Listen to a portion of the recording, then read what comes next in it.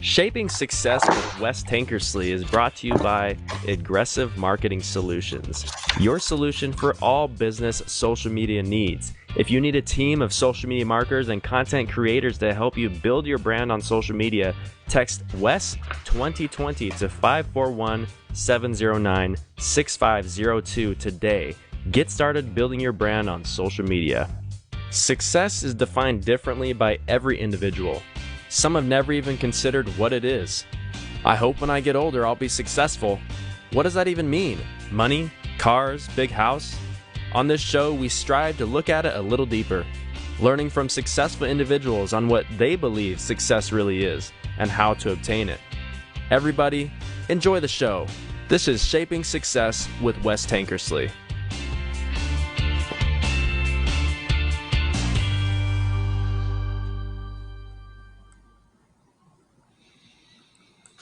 Hello and welcome to episode 12 of the Shaping Success podcast and live show. I'm your host, Wes Tankersley, and today we have a great guest. I'd like to talk to you a little bit about him. His name is Sung Kim. He is a product designer that I found on TikTok, and he currently works as the lead product designer for Amazon. He's also got a few awards. I'm going to read a couple of them because I don't have time to read them all, but we've got Business Insider, the top 75 designers in tech in 2013. Fast Company Innovation by Design Award 2016 finalist, German Design Excellent Communication Apps 2018 winner. Sung, welcome to the show and thank you for being here. Thanks for inviting me.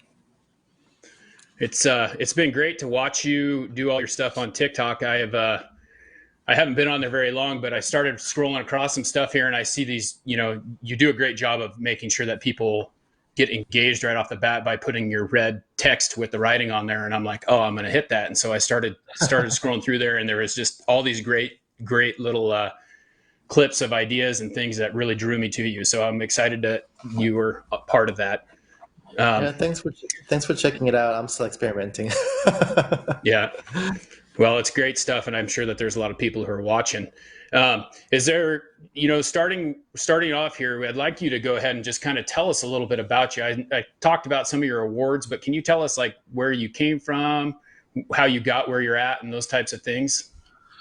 Yeah, so I without going too far back, when I focusing on the career path. So when I first got into design was when I was back in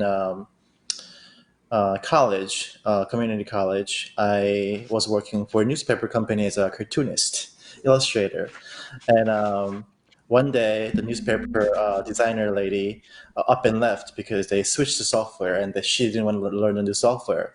So newspaper had a choice: find somebody else to fill her position right away, which was impossible. I was the only person around, or just skip the newspaper that week, which is not acceptable. So I volunteered to put out the newspaper, and I just literally put out a newspaper with Adobe InDesign 1.0, the textbook on my lap. I put out the newspaper, and then after that, became the newspaper designer for that company, and then that led to me getting more interested in design principles and layouts.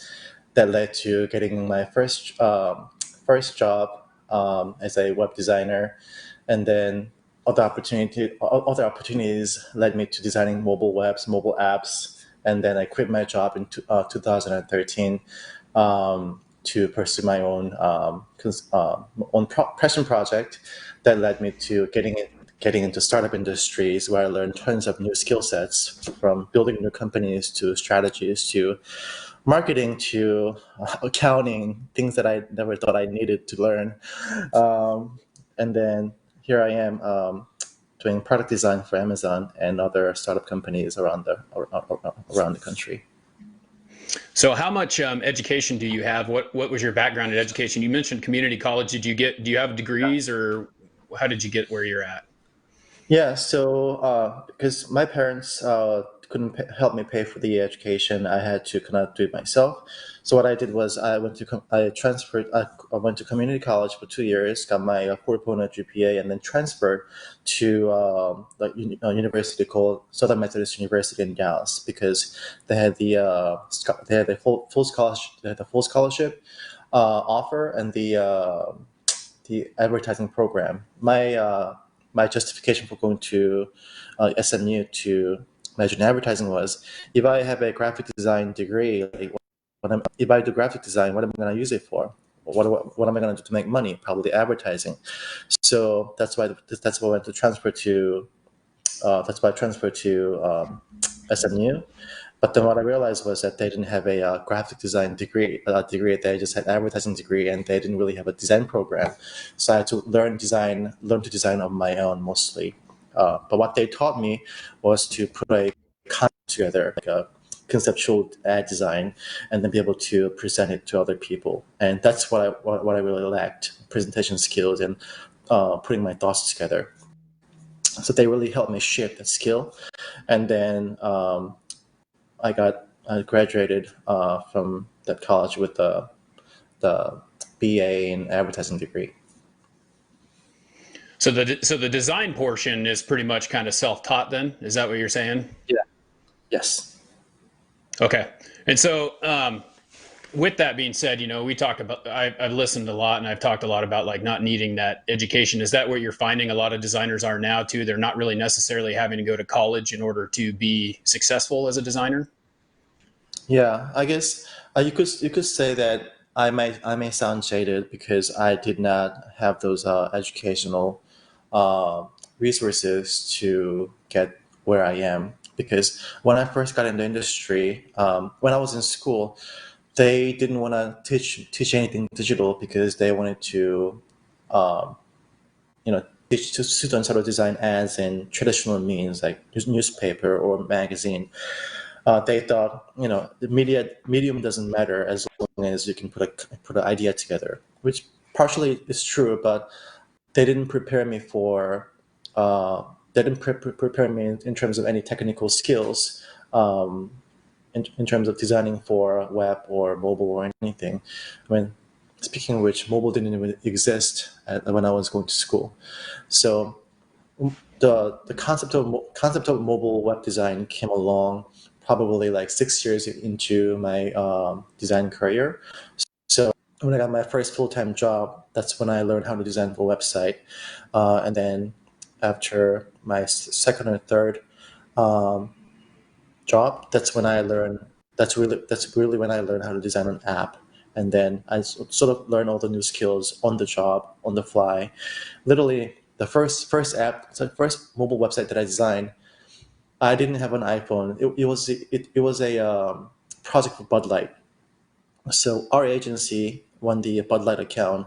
I was part of the pitch team, but then because I was a junior designer, when the actual project came down the pipe, all the senior designers wanted to work on this cool Flash website with animations and games and fancy things, but nobody wanted to work on the mobile web portion of it because at the time when iPhone 2 was around, there was no 3G. It was slow. It was considered a trash design, so nobody wanted to touch it. So I volunteered, and then that became sort of a cornerstone of my career path as a mobile app product designer. Um, but I had to borrow, because I didn't have an iPhone or any smartphone. I had to borrow my coworker's iPhone to take screenshots, recreate all the design assets like buttons, to make the very first mobile website. So, yeah, I literally had to teach myself everything, and there's no concept of UX and UI either. So it is possible to learn things on your own if you just have the drive and will. So education, traditional educational resources are not necessary, but it could be helpful if you do it the right way. Well, I like the fact that you brought up the Bud Light part of that whole deal because I was going to talk to you about that. That was one of the questions I had for you. You were willing to do something that everyone else was not willing to do. I mean, can you tell us what how that played into you being such a high performer in your field now, because obviously you've done a great job with that. What kind of mindset, how did you take that and run with it?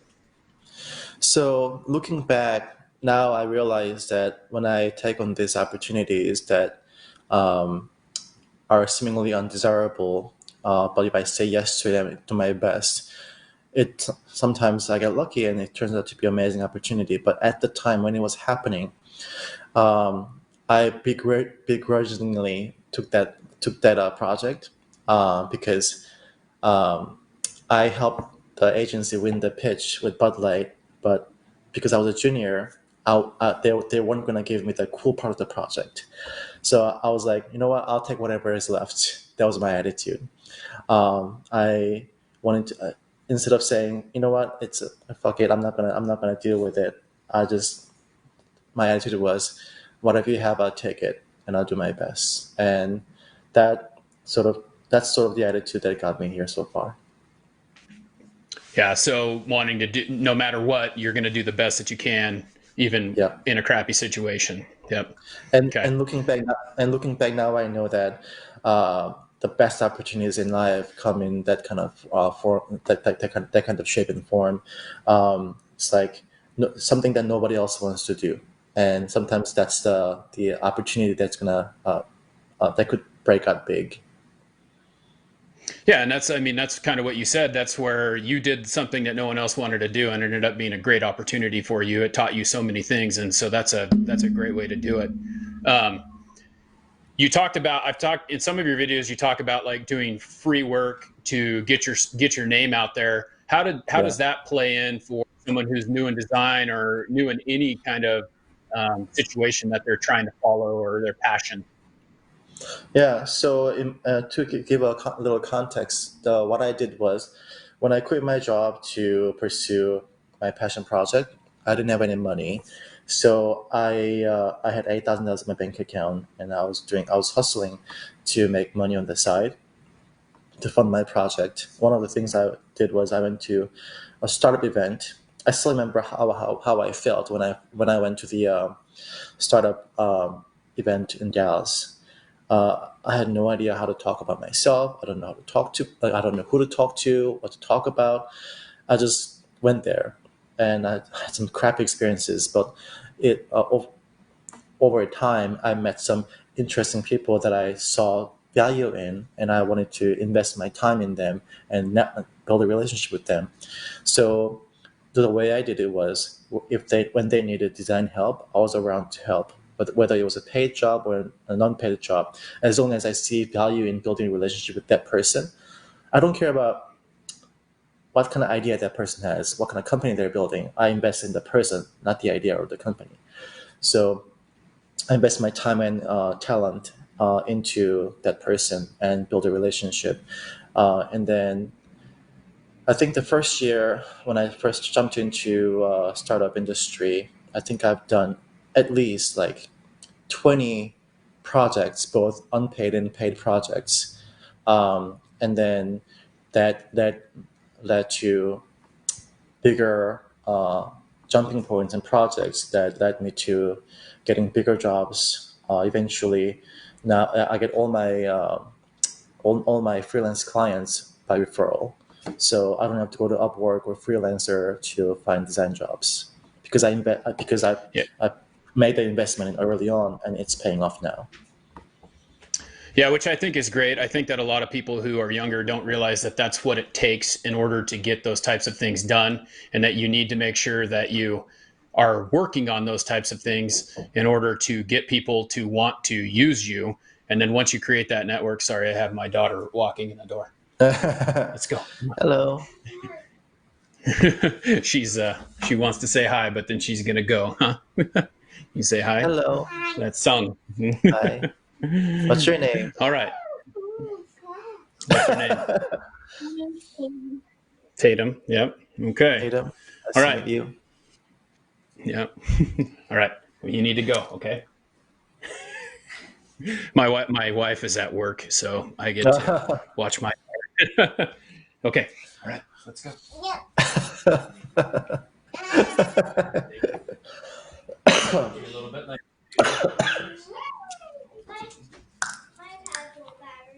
Okay, go charge it. Sure. No, out there. Oh, sorry about that. The old quarantine work, you can't send her over to go hang out with my mom and dad, so I got to kind of babysit while we're doing it. It's not even called babysitting when it's your own kid. Sorry, I don't want to offend anyone. Understand. But yeah. So yeah, let's see where we're at here. So going through this whole situation, I'm assuming that you probably get a lot of criticism, and I watched one of your videos about how you deal with that. Can you talk about a little bit about how you deal with criticism and how you kind of keep those people around you as well to help you get through what you're working on? Yeah, so I intentionally keep people that often have negative attitudes and criticism, just to keep myself in check. Because Okay, you need. Very sorry. Hey, it's okay. You gotta go. Okay. Okay, sorry. Back to the criticism. She misses you. Yeah, she does. Yeah, She likes to just see herself on camera too. oh, I thought she wanted to see me, but okay. Yeah, Yeah. yeah. So it's just that I don't. I like to keep things balanced in general. Like I don't if I create a bubble with just the people that I like, um, people who like me, I will probably yeah. Yes. Come with me. Yes, go. Stay out. Oh, okay, man. This is really. I'm very sorry. No problem. It doesn't. Yeah, so Um, it's go okay. ahead. Yeah, so I simply just don't want to create a bubble and live in the bubble where everything's perfect and paradise and if everybody says nice things to me. That's not a place I want to live in. I want to be in a place where I get honest feedback. Sometimes not honest feedback, just bad criticism, but that's also reality. So having some crappy people in your life really keeps you uh, in check, so that you don't grow your ego too big. Yeah, and I think that that's great. I think one of the biggest things that people, and I personally dealt with it as well, is trying to put yourself out there and worrying about what other people say. And it's become Yeah, one of those places where people saying things to you, really, they're just doing it because they're insecure. And it's been great because it's made me think about how I present myself. And it's stopped. I haven't had a whole lot of criticism since I started doing this. So I'm hoping for it now. It's like before it was like, I don't want anyone saying anything bad about me because if they do, then I'm gonna quit, and I'm not gonna quit. yeah, But it makes it easy to really camp on that and deal with that when they really are just afraid to do something on their own. yeah. Something happened. Something happened recently. I made a couple of posts about um, basically taking this time of quarantine to to make something out of yourself, do something, and not letting quarantine stop you from living your life. So that was my message, but the way I said it, was kind of aggressive, and some people thought I was trying to spread virus. Some people thought I was uh, doing something that I'm not supposed to be doing, and then I got death threats. I got called Chinese virus. I got called a lot of names. But Yes.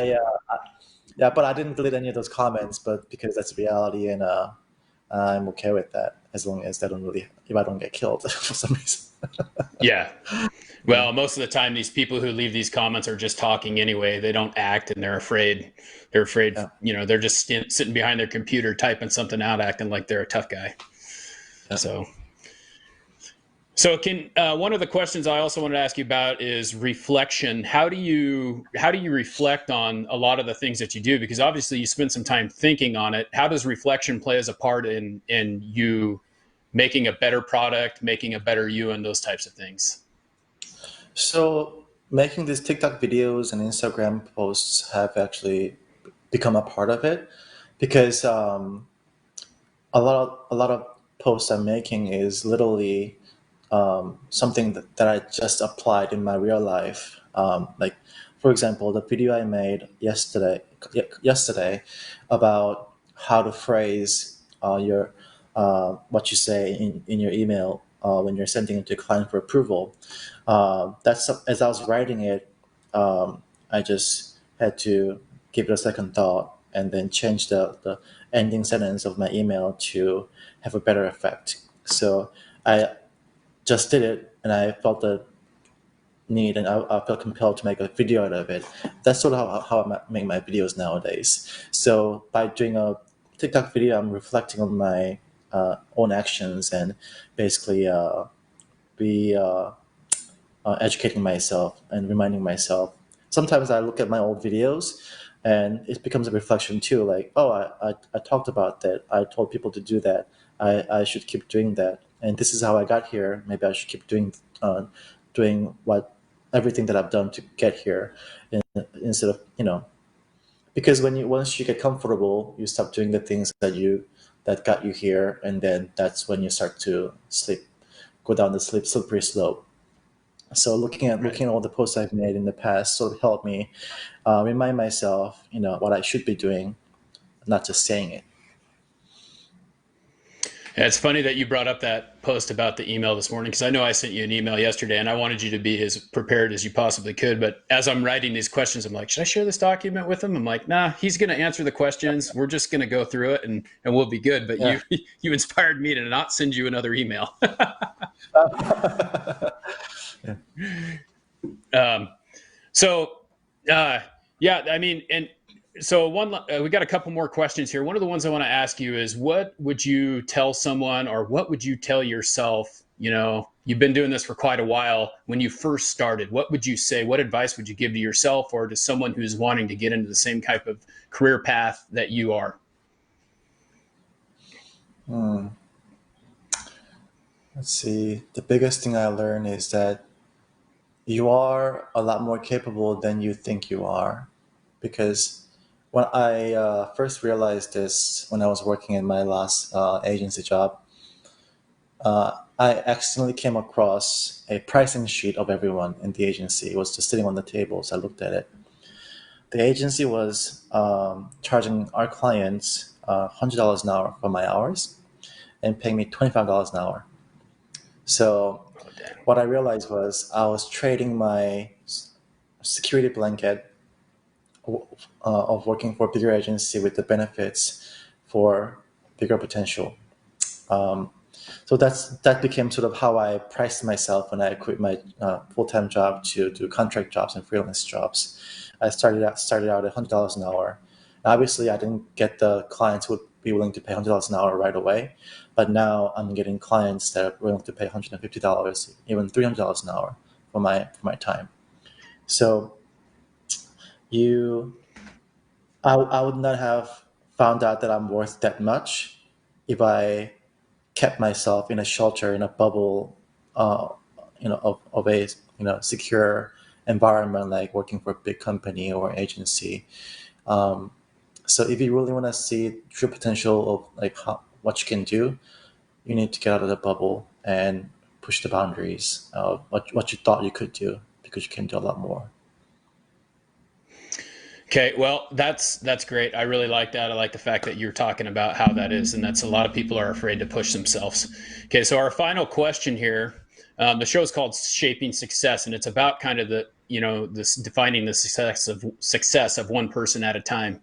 My definition is helping other people succeed. That's kind of what this podcast is about, giving people ideas of how people find their success. Can you tell us how you define success? What does that mean to you? So for the longest time, I define success as simply um, making good enough money to keep your family happy and save up enough for your retirement, and not be in a miserable situation when I'm old and can't work no longer can't work anymore. But when after I got my divorce, I realized not just a divorce, a couple of things happened that made me realize just saving money for future is not the best way, because um, a few years ago, my grandma passed away, and I told my grandma when she was healthy that I would take her on a road trip. But then I kept saying, one more project, one more client, one more email, like one more this, one more that, one more year. Then I'll not have enough money to take a break and take my grandma on a road trip. And then she got sick, she got dementia, and then she got hurt, and she passed away. So I didn't get a chance to take her on a road trip. And then waited for me for 10 years to be available, be more present, and be happy with what I have instead of keep saving more and more and more. It just never felt enough. I mean, I do have a lot of responsibilities that I have to take care of, but um, I sort of focused too much on the future that I didn't enjoy anything that was happening in present, and it was difficult for people around me to be with me because I was not around mentally. So so after my divorce, after my grandma's death, I sold all my stuff, all my belongings. Like I sold the house, I sold everything in it, put the rest in the storage unit, and I became a nomad because I wanted to force myself to get out there and experience more of the world today, not tomorrow. I had a job offer from a startup company in Dallas that raised so far $5 million, and I was with them from the beginning, and I helped them increase their conversion rate by 400% with the recent design release. But they offered me a full-time position as a head of product, but they didn't want to let me travel freely. I even gave them an option. If you allow me to work remotely 2 weeks out of the month, I'll give you $50,000 discount on my salary. They didn't want that. They want me in office 100%. So I turned that job down, and I am where I am now because right now, at least for now, having the freedom to travel and gain more life experience is more important to me than making a little more money with a bigger title. I could have missed a big opportunity in terms of my career milestone, but I'm happy where I am. So happiness being able to love what you do and being able to have a little bit of freedom to live in the present instead of in the past. Yeah, I think balance is important. I still have my like one foot in the future, but I'm trying really hard to keep my other foot in the present as well. Yeah. Well, it's been great. I'm glad that you were able to be on the show. I appreciate you taking time out of your day. You are inspiring many people. I don't know that you hear that enough, but keep doing what you're doing. I appreciate, your videos on TikTok, and I follow you on Instagram and everywhere else. So, thank you very much. If you feel that the show has brought you any value by doing this, please help me get the word out. Thank you for tuning in. My challenge to you is to find the shape of your success. Thank you very much. This was Shaping Success with Wes Tankersley, brought to you by Aggressive Marketing Solutions. If you need a team of marketers to help you with social media, all you need to do to start is text Wes 2020 to 541-709-6502. 541-709-6502. That is Aggressive Marketing Solutions. Have a great day. See you next time.